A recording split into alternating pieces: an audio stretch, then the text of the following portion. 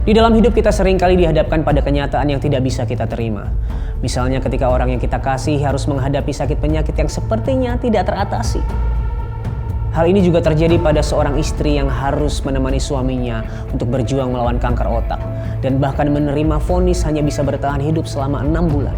Apakah di tengah ketidakberdayaan dan sepertinya tidak ada harapan bisa terjadi sesuatu hal yang mengubahkan hidup mereka?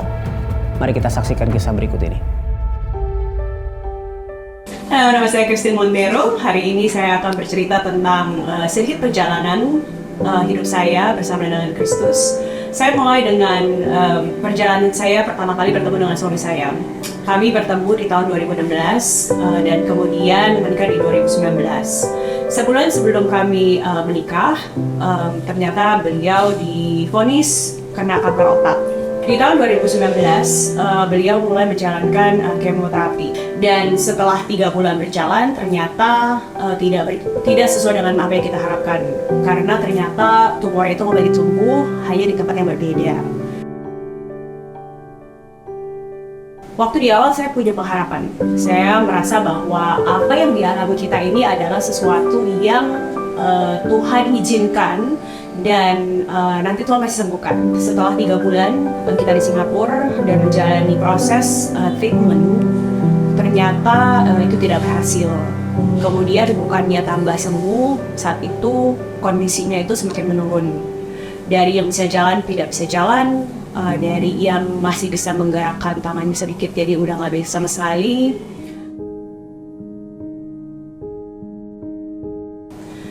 Terus akhirnya saya memutuskan untuk memberhentikan kemoterapinya hanya 1 cycle aja karena saya tidak melihat manfaatnya. Dan memang waktu di tes, jadi ada 1 tes untuk melihat bahwa apakah DNA-nya itu bisa diterima tidak oleh obat diet. Ternyata tidak bisa diterima. Jadi saya berpikir bahwa sudahlah, kayaknya tidak ada pengharapan untuk melanjutkan kemo. Side effect-nya itu banyak sekali gitu ya.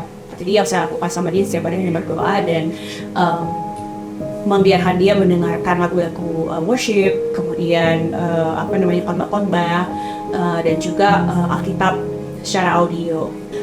Saya percaya itu Tuhan juga mempersiapkan iman dia supaya dia siap ketika dia harus pergi. Ya, saya bertanya sama Tuhan gitu ya, Tuhan ini gimana? Kalau dia sembuh gimana? Kalau dia tidak sembuh gimana? Jadi banyak sekali hal-hal yang tidak pasti yang saya alami dan kemudian Tuhan bilang bahwa percayalah, kalau dia sembuh saya akan menyertai, kalau dia tidak sembuh pun saya tetap akan menyertai engkau.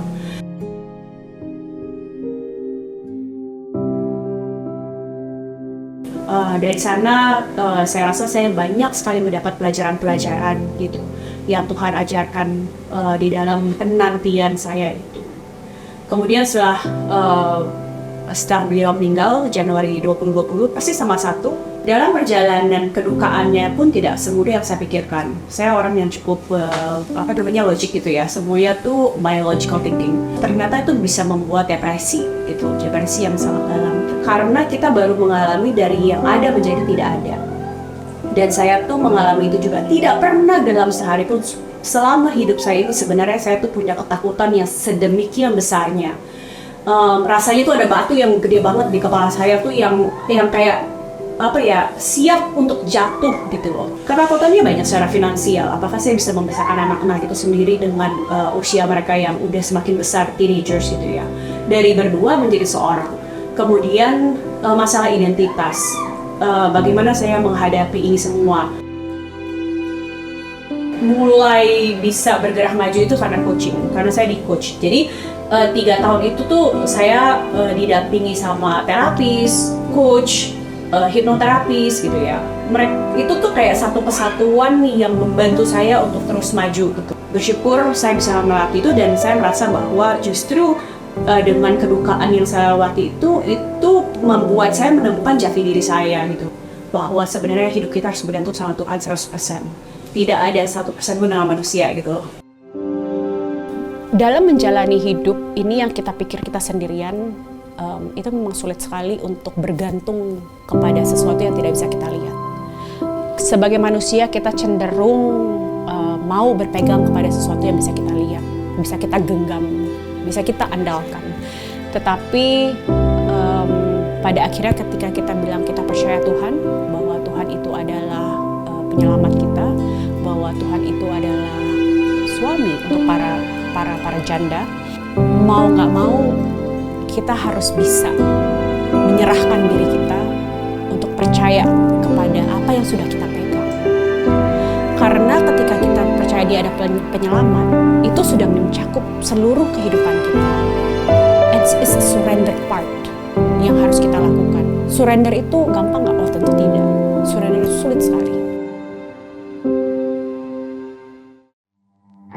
Sahabat, kita bisa menemukan kekuatan untuk bangkit dari kedukaan ketika kita menyadari bahwa Tuhan menyertai kita bahkan di tengah duka yang mendalam.